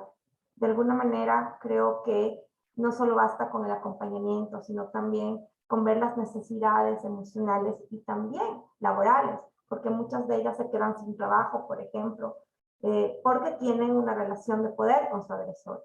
Creo que viene todo un conjunto, y ahí vienen tres factores muy importantes. Mirar la prevención, mirar la atención, pero mirar también la restauración del derecho vulnerado a las víctimas. Creo que tenemos que mirar esas tres perspectivas, porque si solo nos enfocamos en uno, solo estaríamos atacando un factor. Y también creo que desde nuestros espacios como organizaciones, en el caso de la Fundación, como una ONG que es encargada en la defensa de los derechos de las mujeres, niñas y adolescentes, de violencia de género, y especialmente en la violencia sexual, lo que les puedo decir que un factor bien preponderante son los patrones socioculturales machistas que tienen nuestros territorios, y eso hay que atacar. Hay que atacar con prevención, con capacitación y educación. Muchas veces hemos aprendido estos factores, hombres y mujeres, ¿verdad? Y tenemos que desaprender, y creo que también por ahí va, educarnos a desaprender y educarnos con patrones más igualitarios en nuestros territorios. Gracias. Gracias. Bon, il y a beaucoup d'idées clés qui ressortent, qui sont en lien un peu avec ce que Sophie vient de dire. Un peu, on a parlé de quelques axes à prioriser selon Señora María Fernanda. Par exemple, vous avez parlé de la prévention, comment prévenir le harcèlement sexuel et établir des outils. On a besoin surtout des outils de prévention. Notamment, vous avez parlé de la sensibilisation pour aborder le machisme, les préjugés sexistes qui existent et qui sont à la racine du harcèlement sexuel. Aussi, vous avez parlé du fait qu'on a besoin des révisions et des développements des politiques dans les milieux de travail qui existent, surtout pas dans beaucoup d'entreprises publiques et non privées. Il n'y a pas de politique sur le harcèlement sexuel et on en a besoin.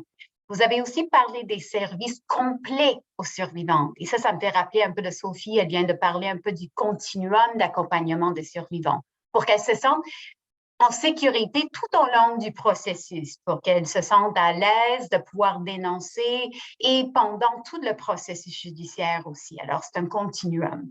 Et finalement, vous avez parlé un peu de restitution et réparation pour les victimes. C'est pour garantir aussi que ces événements ne se reproduisent pas. Merci beaucoup, María Fernanda, pour su intervention. Bon, on passe aussi le micro maintenant à Madame Chantal Kouadio Ayemou pour parler un peu plus des pistes de bonnes pratiques, vos suggestions pour les bonnes pratiques pour améliorer, comment aborder mieux le harcèlement sexuel au lieu de travail. Ok, merci à Adriana. Je vais garder ma caméra fermée à cause de la qualité de l'Internet. Vous permettez. Voilà. Donc, en ce qui concerne la Côte d'Ivoire, de notre expérience, je pense que Fernanda l'a souligné tout à l'heure, il faut rendre visible la question. Donc, il faut viser le tabou à un moment donné. Et pour rendre visible la question, il faut en parler. Et c'est l'une des raisons qui nous ont permis, nous, au RIDEF, en Côte d'Ivoire, de pouvoir documenter le phénomène afin de pouvoir mieux orienter les actions à mener. Donc, une des actions que nous proposons d'ailleurs, c'est de pouvoir rendre facile, compréhensible les lois ou les politiques qui sont prises soit par l'État ou au niveau des entreprises. Parce qu'il faut que tous les citoyens puissent comprendre la loi, comprendre ce que c'est que le harcèlement et que cela ne porte pas à confusion, ne prête pas à confusion. Par exemple, quand on prend le code pénal met l'accent sur le caractère répétitif de l'acte constitutif de harcèlement sexuel. Alors que quand on prend la Convention 190 de l'Organisation internationale du travail contre les violences et le harcèlement sexuel en milieu de travail, la Convention met l'accent sur le caractère non répétitif, c'est-à-dire que si l'acte de harcèlement survient qu'une seule fois, c'est considéré comme un harcèlement. Donc, vous voyez qu'il y a une divergence d'appréciation au niveau de l'acte constitutif d'harcèlement. Donc, il faut que déjà, on puisse harmoniser cela au niveau avec la Convention 190. Et c'est le plaidoyer que nous faisons avec ces syndicats de travailleurs et de travailleuses pour que notre code pénal soit harmonisé et bien plus pour qu'on ait une loi spécifique sur le harcèlement sexuel en milieu professionnel. Ça, c'est une chose.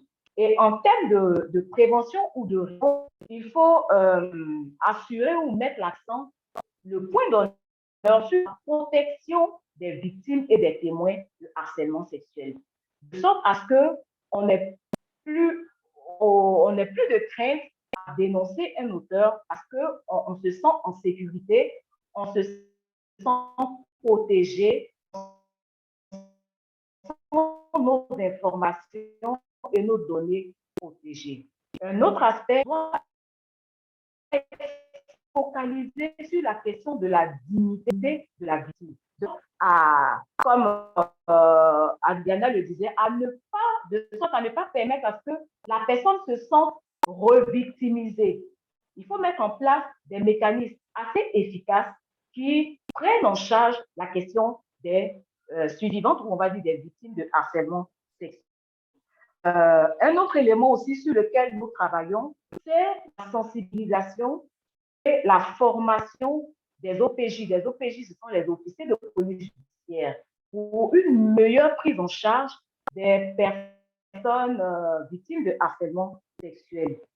Un autre élément, réponse ou dans toutes ces actions de prévention, intégrer la question de non-discrimination. Parce qu'il ne faut pas, dans une réponse qu'on donne, que la victime se sente discriminée parce que soit c'est une femme qui vient voir le policier ou l'agent de police pour lui dire que je suis victime parce que c'est une femme, on va banaliser sa plainte. Non, il faut mettre l'accent sur la question de non-discrimination et que les services soient efficaces, non seulement en termes de prévention, mais aussi en termes de réponse à apporter au phénomène du harcèlement sexuel en milieu professionnel. Et ce que nous faisons aussi, c'est de pouvoir accompagner les structures ou les on ne peut pas bien vous entendre, Madame Chantal. À l'élaboration. Là, c'est mieux. Oui. OK. Donc, je disais, les actions qu'il faut mener, c'est de mettre au centre de toutes ces actions la question de non-discrimination. De sorte que toutes les victimes se sentent en sécurité dans les réponses qui leur sont apportées dans l'accompagnement, que ce soit au niveau de la santé psychologique ou au niveau, dans bien d'autres domaines, tous les accompagnements qui leur sont apportés. Ensuite, les expériences que nous mettons aussi. On ne vous entend pas très bien, Madame Chantal. Accompagner les structures les entreprises dans la prévention. Allô? Oh, on ne vous entend pas très bien, ça coupe un peu, Madame Chantal. D'accord. Est-ce que vous m'entendez maintenant? Bon? Oui, maintenant c'est clair. Donc, je disais que l'une des actions sur lesquelles nous nous focalisons, c'est la non-discrimination dans la réponse apportée aux victimes. Et en termes d'expérience aussi, ce que nous faisons, c'est de pouvoir accompagner les entreprises, accompagner les organisations dans le milieu du travail, à pouvoir mettre en place des politiques efficaces en termes de prévention et des mécanismes efficaces en termes de prise en charge des survivantes ou des victimes de harcèlement sexuel en milieu professionnel. Et donc, je voudrais vous remercier et puis peut-être dans les échanges, on pourra mieux approfondir nos interventions. Merci.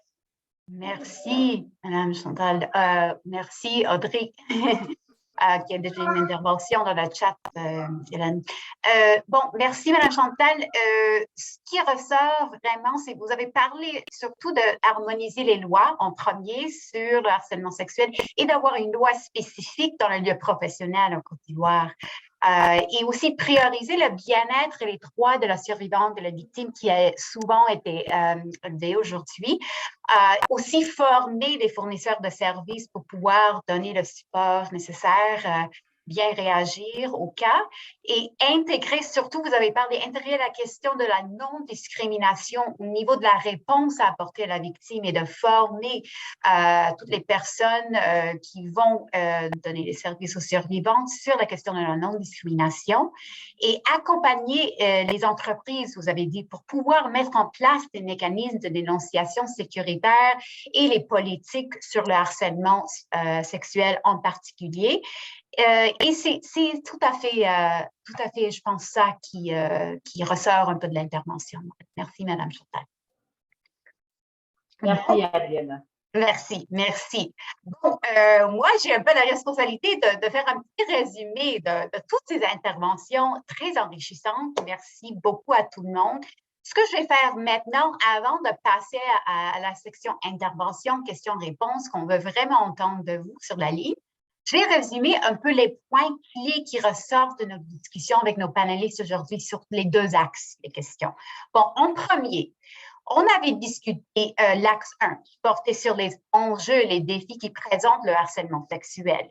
Et parmi d'autres points qui ont été soulevés, on a parlé qu'il y a encore des barrières, surtout par rapport à la dénonciation du harcèlement sexuel au travail. On a surtout parlé des représailles qui sont présentes dans ces contextes de pouvoir qui sont souvent inégaux. Il y a plusieurs femmes qui sont des pourvoyeuses de leur famille, ne peuvent pas se permettre de perdre leur emploi. Par exemple, Marie-Fernanda a parlé de ça. On a donc besoin de mécanismes de dénonciation qui sont sécuritaires. Et aussi, on a parlé surtout du fait qu'il n'y a pas une sensibilisation sur le harcèlement sexuel, il y a encore une banalisation. Alors, il y a des policiers, des juges, un système judiciaire aussi où il y a encore des préjugés sexistes qui existent, qui sont encore des barrières pour pouvoir dénoncer. Il y a aussi souvent des personnes qui quittent leur plainte à cause de ces préjugés qui sont dans le système. Alors, on a besoin d'une sensibilisation. Sophie a parlé de quelque chose d'intéressant. Il y a souvent été une culture de suspicion quand on parle du harcèlement sexuel parce que ça n'a pas été nommé, ça n'a pas été parlé. Alors, c'est important de nommer, d'avoir cette sensibilisation, de parler à voix haute de cela pour pouvoir aller à une culture de sécurité et non de suspicion. Quand on parle de harcèlement sexuel. Et on a parlé aussi du fait que tout le monde a besoin d'un support. Il y a tous les acteurs qui sont engagés dans le harcèlement sexuel qui n'ont pas de support, incluant même les personnes qui sont les acteurs d'actes de harcèlement sexuel qui ont besoin de support pour pouvoir avoir une culture de sécurité et ne permettre pas d'avoir une réhabilitation et bâtir cette culture plus sécuritaire pour tout le monde dans les lieux de travail. Et pour les communautés LGBTQI, on a parlé on a parlé beaucoup des barrières encore de pouvoir dénoncer. Mais il y a des défis additionnels que j'ai entendu parler par rapport à la dénonciation, y compris les tabous qui sont liés à l'orientation sexuelle différente, l'identité et l'expression de genre, Et il y a aussi encore une exclusion des questions LGBTQI+, dans ces politiques de harcèlement sexuel qu'il faut aussi aborder pour avoir un point de vue plus intersectionnel sur la prévention du harcèlement sexuel. Mais ça, c'est le axe 1, les défis. On a commencé un peu, comme vous voyez, de parler un peu des suggestions dans le axe 1. Mais deuxièmement, on avait un peu parlé plus sur comment améliorer les politiques et les pratiques sur le harcèlement sexuel. Et on a parlé de devoir prioriser la prévention. C'était une thématique commune, comment prévenir le harcèlement sexuel, établir des outils de prévention. Par exemple, on a parlé surtout de la sensibilisation des communautés cibles, des employés et d'autres parties prenantes, entre autres aussi des policiers et des juges dans les systèmes pour que ce soit plus sécuritaire de dénoncer. Et établir aussi des politiques organisationnelles au milieu de travail spécifiquement qui adressent le harcèlement sexuel, qui sont inclusives des communautés LGBTQI+, qui sont des politiques intersectionnelles sur le harcèlement sexuel au travail.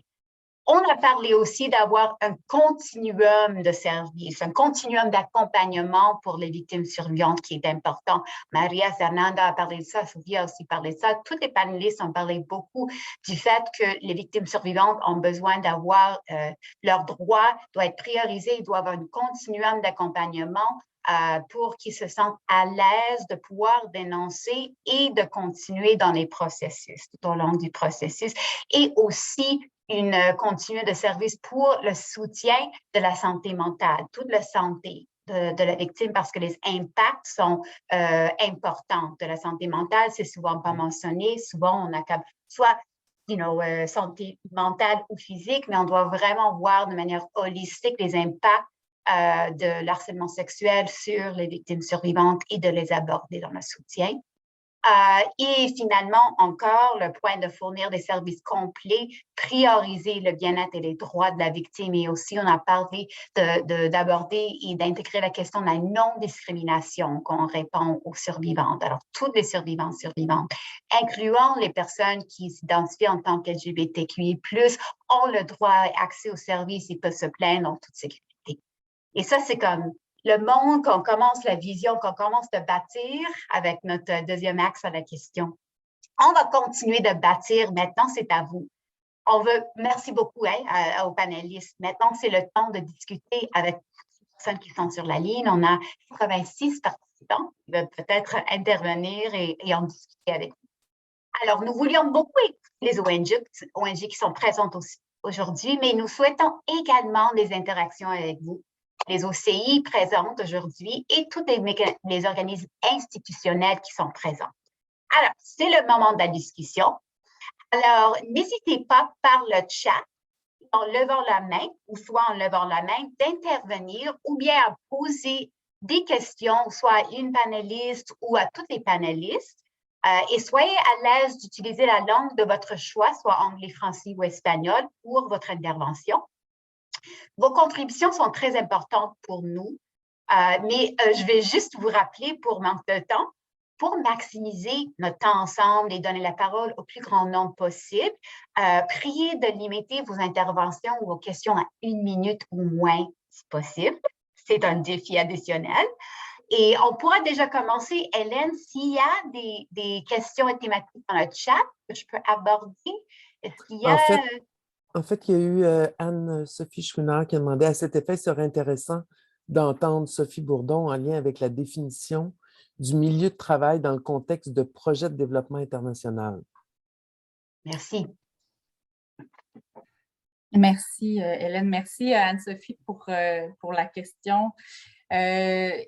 Enjeu très, très important, juste rapidement souligner, on est entre personnes probablement convaincues aujourd'hui. On est tous et toutes en train de se parler d'astuces et de choses qu'on voudrait mettre en place, qu'on connaît un peu. Pourquoi on ne le fait pas? Qu'est-ce qui bloque? Qu'est-ce qui fait qu'on est encore au stade où on est aujourd'hui de conversation? Mais c'est notamment parce qu'on manque de 2 choses. On manque d'abord de financement parce que tout ce dont on vient de discuter, ça coûte des sous, ça coûte des ressources ressources humaines, ça coûte du temps, ça coûte du financement dédié à ces questions importantes-là. Puis aussi parce que ça nécessite de la clarté. Et là, j'arrive à la question d'Anne-Sophie qui est pertinente sur la définition du lieu de travail. C'est qu'en coopération internationale, on est dans un contexte, un cas de figure très, très exceptionnel, hein, qui est bien différent de bien d'autres milieux de travail. Notre milieu de travail, c'est le monde entier. Et le travail ne se limite pas au travail de 9h à 5h dans un bureau de projet, par exemple, à l'international, mais bien au-delà. Hein, c'est un milieu de travail qui s'étend aux relations interpersonnelles au-delà des heures de travail, qui s'étend au déplacement vers des partenaires en zone rurale, périurbaine. On est dans des contextes très, très, très variés et il y a un manque de clarté et nous souhaitons continuer d'y travailler avec nos bailleurs de fonds, avec nos partenaires pour mieux comprendre, circonscrire les rôles et responsabilités de chaque partenaire, de chaque partie impliquée, parce que le lieu de travail est un enjeu. Assurer la sécurité de ses collègues sur un lieu de travail, c'est une chose, mais c'en est une autre quand le lieu de travail déborde le cadre traditionnel de nos définitions du travail plus conventionnel au sens des normes et des lois telles qu'on les connaît normalement. Donc, on a besoin de cet accompagnement-là et du soutien financier et de ressources humaines pour peaufiner nos réflexions sur les questions comme celle-là. Je pense que c'est essentiel si on veut passer de l'astuce à l'action, parce qu'on les connaît, les astuces. Elles ont été bien nommées. On a des panélistes formidables un peu partout à travers le monde qui maîtrisent très bien le sujet, qui savent très bien quoi nous recommander. Maintenant, il faut être capable de faire le pas supplémentaire d'y arriver et de mettre ça en action. Merci, Sophie. Oui, justement, besoin de clarté parce que vous avez bien soulevé que le domaine de coopération solidarité internationale, c'est différent. Quand on parle de milieu de travail, c'est compliqué.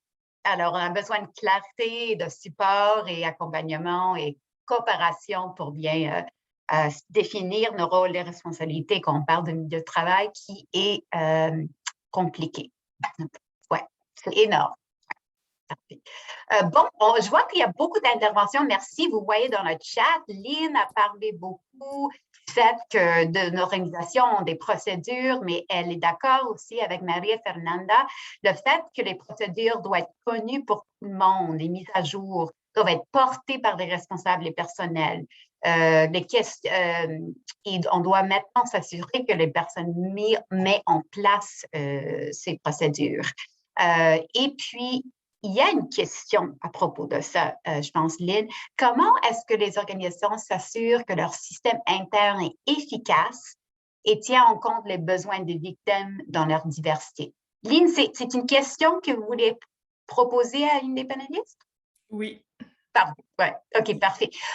Alors, je pense que je vais adresser la question à propos à Maria Fernanda parce que vous avez bien parlé d'elle dans votre intervention. Alors, Maria Fernanda, la question, c'est vraiment comment, selon vous, les organisations peuvent s'assurer que leur système interne soit efficace et tient en compte les besoins des victimes dans leur diversité? C'est une question de Lynn.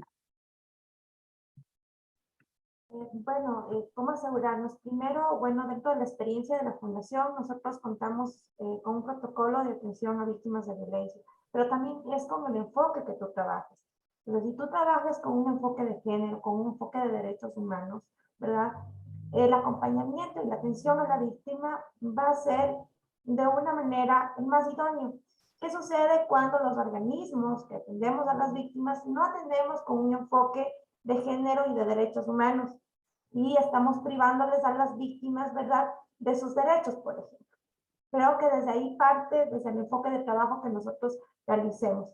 Ahora, también es muy importante el trabajo con las víctimas, ¿verdad?, ese acompañamiento, pero también el producto de ese acompañamiento. Cuando las víctimas superan la violencia, ¿verdad?, cuando de alguna manera reparamos, por eso yo les decía que hay que reparar los derechos, no solo hablar de la atención directa, sino también de alguna manera reparar esos derechos. Y no solo con la atención psicológica, sino también con el acompañamiento en el área jurídica, hasta tener una sentencia condenatoria a su agresor, ¿verdad? Pero también poderle dar esa oportunidad a esa sobreviviente de violencia de poderle apoyar con ese trabajo que tal vez ya no va a poder ejecutar porque su jefe es el procesado y evidentemente no le va a dar el trabajo. Entonces, creo que ese seguimiento que hacemos las organizaciones y el producto que podemos decir que es ya la realización de poder tener no solo el acompañamiento, sino de que esa mujer salga, ¿verdad?, de ese sistema depresivo que puede estar víctima de esa violencia, también se les puede ayudar. Pero más allá de eso, creo que aquí se tiene que ver las voces de las víctimas, de las sobrevivientes, porque muchas de las veces las que acompañamos a las víctimas podemos ser interlocutoras, pero son ellas las que sienten, son ellas las que van a decir sus necesidades. Y por eso es que la política se debe hacer con esas voces, con esas necesidades. Y ahí vamos a tener en realidad una eficacia, no solo en la política pública, sino también en las normas. Y creo que la política pública se le tiene que ver como una garantía de derechos, no solo como una acción, sino como una garantía de los derechos de las sobrevivientes de violencia. Gracias.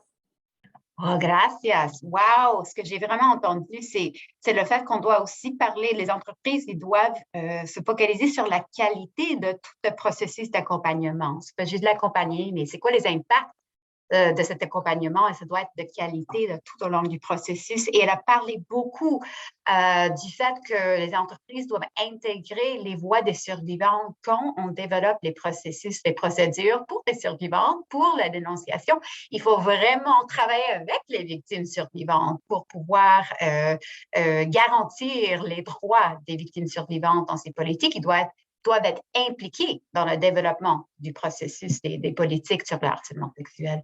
Merci, Maria-Fernanda. Wow, il y a tellement de questions. Ça, c'était vraiment mon espoir. Je voulais ça, tellement de questions. Je vois que Isabelle et je vois que Valérie, Alex, on a beaucoup d'interventions et de questions, mais je vois qu'Isabelle Auclair a la main levée. Alors, je vous laisse la parole.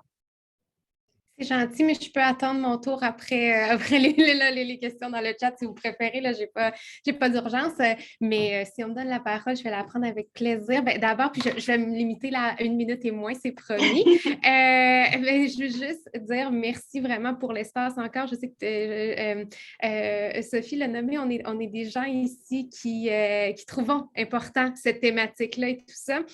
Je pense que ça fait du bien aussi d'entendre des visions, des expériences, mais aussi, je saluerais les illustrations positives d'actions concrètes aussi. Donc, merci pour ça.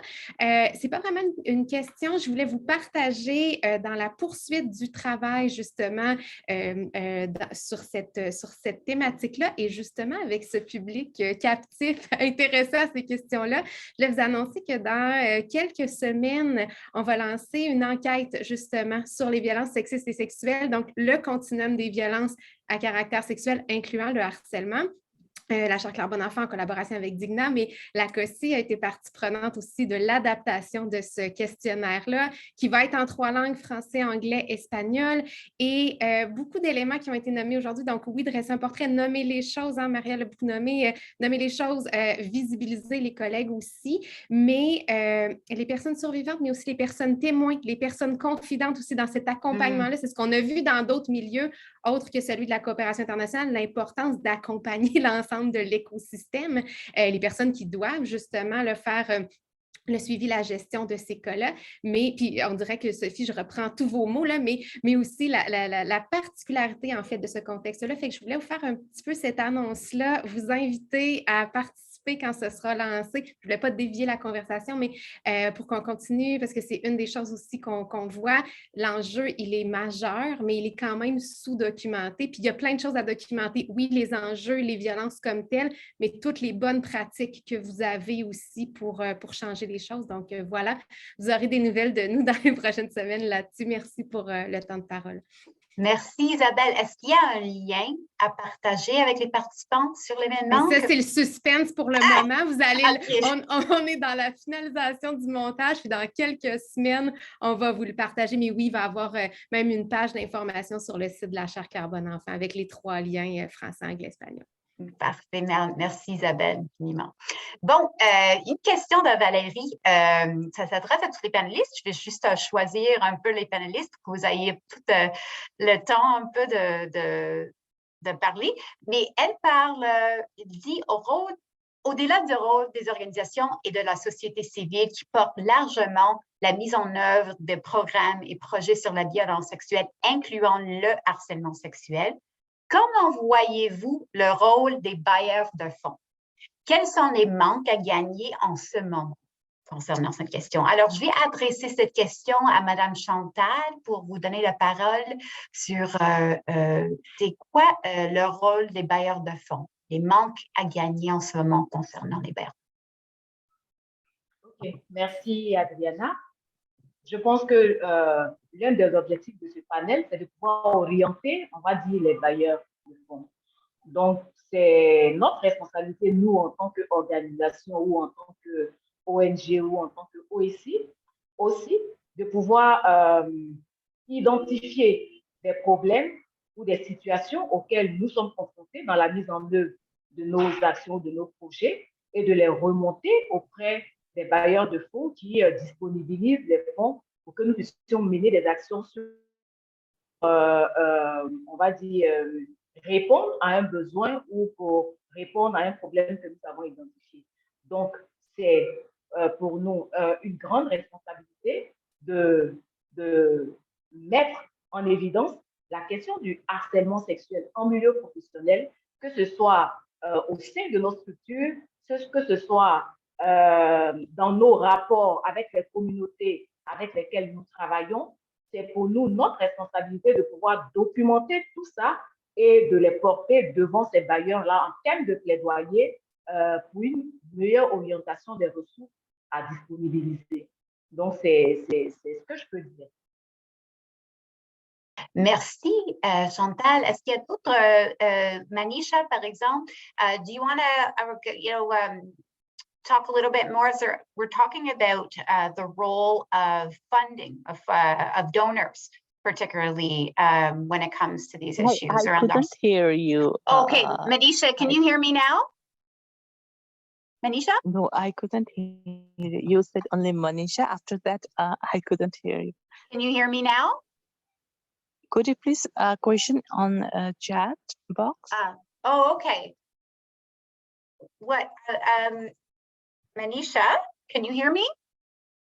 So if I relate the previous question, but I couldn't hear the question, but I can relate the question that the donor's responsibilities, Yes. The proper implementation of the policy is the another crucial part. Most of the time we have the good things in the document, in the paper, but implementation part is weak. There should be, the proper monitoring and a watchdog system also very much important. And for the donor, if they want to invest, please check the the background of any government institution, whether they are involved in the sexual harassment issues or not.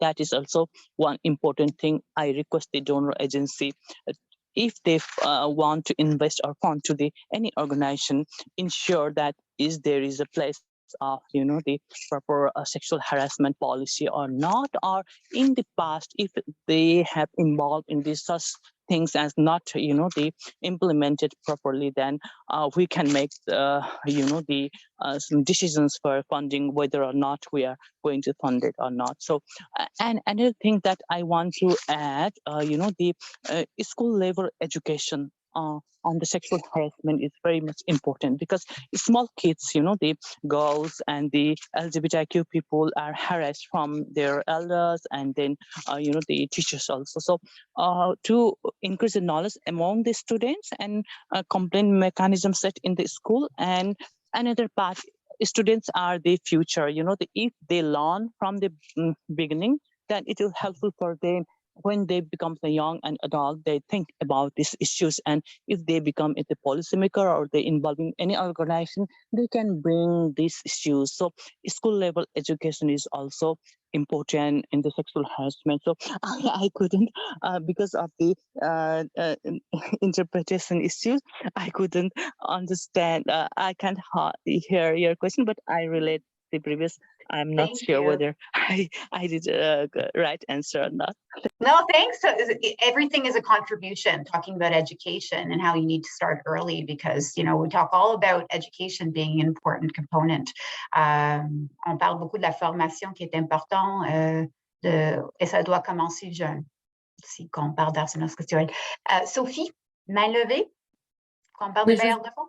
Juste brièvement pour répondre à la question sur les bailleurs de fonds, parce que c'est une question fort importante, attirer notre attention sur le fait que les bailleurs de fonds ont, de mon point de vue, la responsabilité de reconnaître qu'il s'agit de financements qui doivent être dédiés à la question du harcèlement sexuel. Je m'explique.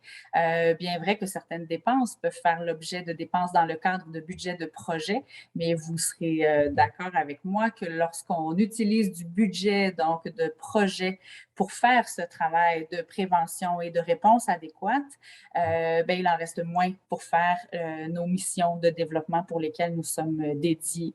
Donc, je pense qu'il y a une nécessité criante de reconnaître que le harcèlement sexuel doit être pris à part entière en considération dans des budgets dédiés qui nous permettent de poursuivre notre mission et de continuer d'accompagner les communautés avec lesquelles nous travaillons de la bonne manière pour ne pas scinder le financement disponible pour le développement en financement en partie de développement et en financement de prévention-réponse au harcèlement sexuel. Donc, on a vraiment besoin de budgets dédiés. Merci. Alors, j'ai entendu un fonds dédié pour aborder la prévention du harcèlement sexuel. Merci beaucoup. Je vois qu'il y a d'autres interventions dans le chat, juste pour souligner ça. Je sais que Cassandra de Calax, elle donne quelques suggestions. Elle a parlé surtout on a parlé à plusieurs reprises pendant la rencontre de la sensibilisation et elle a certaines suggestions en particulier pour la sensibilisation, soit les réseaux sociaux ou les médias traditionnels peuvent être une méthode efficace et parfois peu coûteuse de donner de l'information. C'est une stratégie. Elle parle aussi du podcast, qui est une méthode très actuelle. Elle permet de nommer, comme on a dit, parler de nommer les choses, de plus banaliser, de nommer ça. Et le podcast, ça nous laisse possibilité de discuter et de nommer comme stratégie ce qui n'a pas été nommé avant. Merci, Cassandra. Je vais voir, être certaine qu'il n'y a pas d'autres questions. On a beaucoup de félicitations à la Fundación Nosotras con Equidad de Beatriz et de Hilda. Felicidades a todas las personas. Alors, il y a félicitations pour toutes les personnes. Pardon, je suis en train de parler espagnol-français. Félicitations à tout le monde et en particulier les suggestions en relation des milieux de travail et parler beaucoup des outils, comme Isabelle a parlé du fait qu'on est en train de bâtir un peu une vision et des suggestions pour les politiques et ça a été bien apprécié par Hilda d'avoir des suggestions d'outils. Et puis, on parle aussi Serge, qui est en RDC. Bonjour Serge, il parle de ce problème en harcèlement sexuel qui est surtout en milieu universitaire et scolaire. Et aussi, c'est en lien au point que Manisha vient de soulever, que ça commence tôt. Alors, c'est toute partie du continuum des violences sexuelles et ça commence tôt dans la vie des personnes. Et puis, c'est aussi dans l'université. Alors, c'est compliqué. On parle du fait que le milieu de travail, mais c'est aussi quelque chose qui est dans toute la vie des personnes et ça commence tôt dans la vie. Et puis, on a juste voir, je suis en train de voir s'il y a d'autres questions. Je vais peut-être tout aborder. Sergio est là. Bonjour Sergio. On a une question de Sergio. On parle des fonds. Où iraient ces fonds? On a déjà parlé des formations, par exemple, mais plus spécifiquement. En complément, j'aimerais savoir, au-delà de la responsabilité que nous avons en prévention et envers les victimes survivantes, comment les fonds pourraient contribuer à l'efficacité de la coopération internationale? Merci, Sergio. Sergio, je veux juste voir si tout le monde a eu la chance de répondre. Oui. Alors, je pense que je vais adresser encore la question. Maria, si vous voulez commencer avec une réponse ou votre suggestion à propos de où ces fonds peuvent aller, au-delà de la prévention et de la support des survivants. Bueno, muchas gracias. Creo que los fondos para nosotras, las organizaciones que trabajamos en el tema de defensa de los derechos de las mujeres y sobre todo quiero aterrizar en este tema específico del acoso sexual. Creo que estos fondos serían de vital importancia, por ejemplo, en el caso de nosotras, para poder establecer una línea base de estudio sobre el acoso sexual de las mujeres en el Ecuador, por ejemplo, que no existe, porque no lo hemos especificado y eso es una falencia. Nuestro país no tiene una línea base en donde podamos decir y hablar específicamente del acoso sexual. Si bien hay una encuesta, es una encuesta general que no especifica, ¿verdad?, el tema del acoso sexual en los diferentes ámbitos, como podríamos nosotros decir, en el ámbito laboral, en el ámbito familiar, en el ámbito escolar, inclusive dentro del mismo transporte público. Las mujeres estamos en la mayoría del tiempo vulnerables ante estas situaciones. Pero si no tenemos un indicador, una línea de base de dónde partir, y el Estado no nos está garantizando nuestros derechos, creo que los fondos no solo tienen que ir, por eso les decía que es algo muy, conlleva todo, ¿no? Primero, al tener una línea base, un estudio, un índice, ¿verdad?, de las mujeres que pueden ser víctimas de violencia. Segundo, mejorar una política pública y esos fondos deben ir para eso, para mejorar una política pública y que las mujeres puedan tener acceso, por ejemplo, a la salud, que te hablaba la compañera anteriormente que me presidió la palabra, con una atención de salud mental. Esos fondos deben ir también para atender a las víctimas del acoso sexual. No solo en el ámbito de la salud, también deben ir en el ámbito de los procesos judiciales que ellas tienen que enfrentar y en el ámbito también de poder tener la posibilidad de tener otro trabajo. ¿Cómo podemos solventar ese derecho que ha sido vulnerado? Esos fondos deben ir para allá y también tener la capacidad de poder reeducar a la población y poder romper esos patrones socioculturales a todo nivel, ¿sí? Desde la niñez hasta las familias, hasta los adultos mayores. Porque si nosotros solo nos enfocamos en un sector de la población, esto va a seguir. Estos patrones van a seguir circulando en nuestras sociedades. Pero las metodologías para cada población, ¿verdad?, intergeneracional, desde niñas, niños, adolescentes, mujeres adultas, hombres adultos, la metodología es diferente. Por eso es que estos fondos son prioritarios aquí en nuestros países, que tal vez no se desarrollan de una manera como los países de primer mundo, ¿verdad? Pero son prioritarios para poder equiparar de alguna manera los derechos entre hombres y mujeres y que esas brechas sociales de desigualdad entre hombres y mujeres no existan. Tal vez a una utopía para quienes defendemos los derechos de las mujeres, pero queremos que eso se haga realidad y por eso es que nosotros acudimos donde ustedes para que existan esos fondos que son negados por el Estado, que son negados por los gobiernos de nuestros países. Gracias. Muchas gracias, señora. Juste une petite question. On va terminer à 11h30 à Kosi, les équipes à Kosi? Mounia? Oui, 13h30. 11h30, excusez. 11h30. Alors, il nous reste 5 minutes. Il nous reste 5 minutes. Parfait. Ton micro est fermé, Mina. Non, oui, effectivement, mon micro était fermé. Effectivement, il nous reste 5 minutes. Il nous reste 5 minutes. Alors, un bon problème qu'on voulait avoir, c'est que beaucoup de personnes veulent intervenir. Alors, c'est formidable. J'ai vu la main de Chantal, de Sophie, d'Alex. Merci beaucoup. Mais il y a aussi beaucoup d'autres interventions dans le chat, Mounia. Et je veux, dans les 5 minutes qui restent, que Mounia va nous parler de comment on va aborder toutes les interventions, toutes les idées et même les idées qu'on n'a pas pu aborder aujourd'hui dans le chat, comment on va les intégrer dans notre travail. Merci beaucoup. On ne vous entend pas? J'ai tendance à fermer tout le temps mon micro, je suis désolée. En fait, Adriana, c'est un petit mot de la fin, juste pour dire à quel point la présence avec nous des ONG qui viennent pratiquement de 3 continents du monde a été vraiment très importante pour nous confirmer la faiblesse des lois, des politiques, des processus d'enquête et de prise en charge de la personne plaignante.